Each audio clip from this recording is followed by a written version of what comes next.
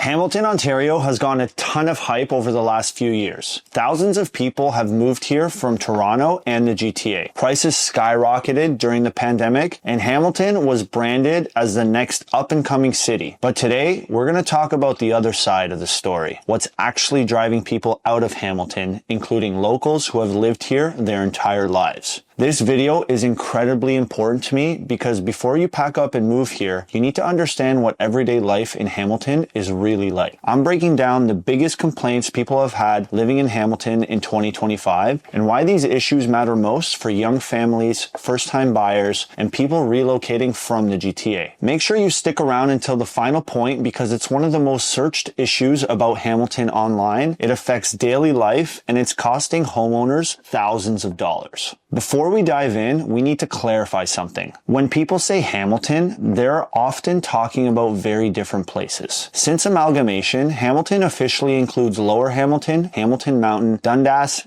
Ancaster, Stony Creek, and Flamborough. On paper, that's all one city. But in real life, these areas feel completely different. So when you hear someone say Hamilton has crime problems or Hamilton feels gritty, they're always almost referring to Lower Hamilton, closer to downtown and the industrial core. Places like Ancaster, Dundas, and parts of Stony Creek feel much more suburban, quieter, and family-oriented. That said, many first-time buyers start their search in Lower Hamilton because that's where affordability still exists. And that's where most people and these trade-offs show up. Let's start with one of the most searched topics about Hamilton, crime. Hamilton is not unsafe compared to major cities, but it does rank worse than nearby regions like Halton or York when it comes to crime severity. Certain downtown pockets experience higher property crime, open drug use, encampments, and mental health crises. For young families or couples planning kids, this can be a deal breaker. The good news is that revitalization efforts are working slowly and many areas have improved dramatically over the last decade. But the reality is the reputation still exists and perception matters when you're buying a home or raising children. Outside the downtown core, especially on the mountain, in Dundas, Ancaster, and parts of Stony Creek, this is far less of a concern. Another major topic is housing affordability. Hamilton is still cheaper than Toronto, but it's no longer cheap. Average home prices are still well above pre-2020 levels, while wages have not kept up pace. That affordability gap is shrinking fast. Gentrification has pushed prices up in walkable neighborhoods, transit-adjacent areas, and downtown condo developments.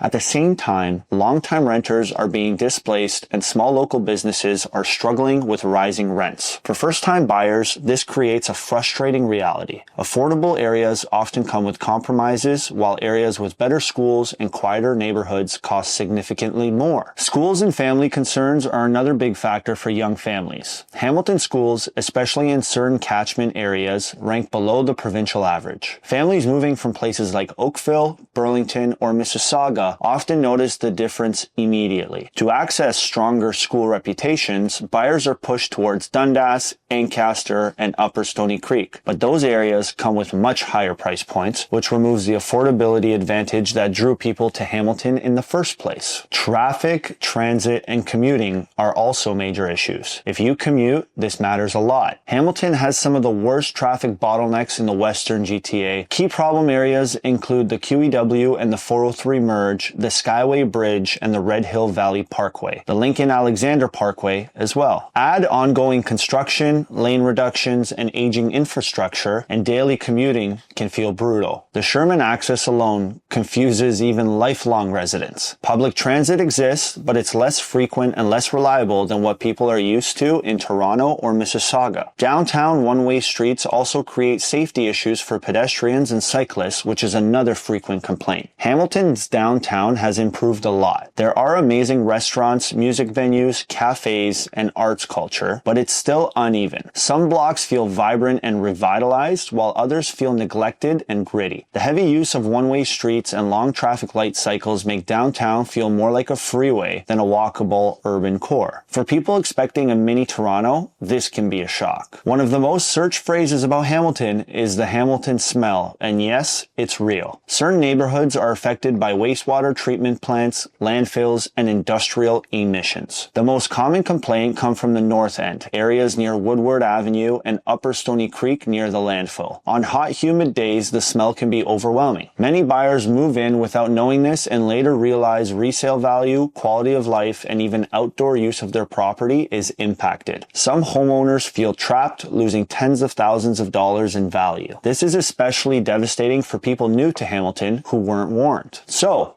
what's the takeaway? Hamilton still offers real value, but only if you understand the trade-offs. The big mistakes happen when buyers choose price first and neighborhood second. Hamilton is not one city. It's many different lifestyles stitched together. If you choose the right area intentionally, Hamilton can be an incredible place to live. But if you don't, regret is common. If you're thinking about moving to Hamilton, this is where working with someone local matters. I help buyers avoid the most common mistakes, understand neighborhood by neighborhood differences, and find the right fit for their lifestyle and budget. My contact info is in the description below. If the video helped you, hit the like and subscribe. It helps more people find honest, no fluff content like this. And if you want to see the positive side of Hamilton and what makes people stay here and love it here, check out the next video. I'll see you in the next one.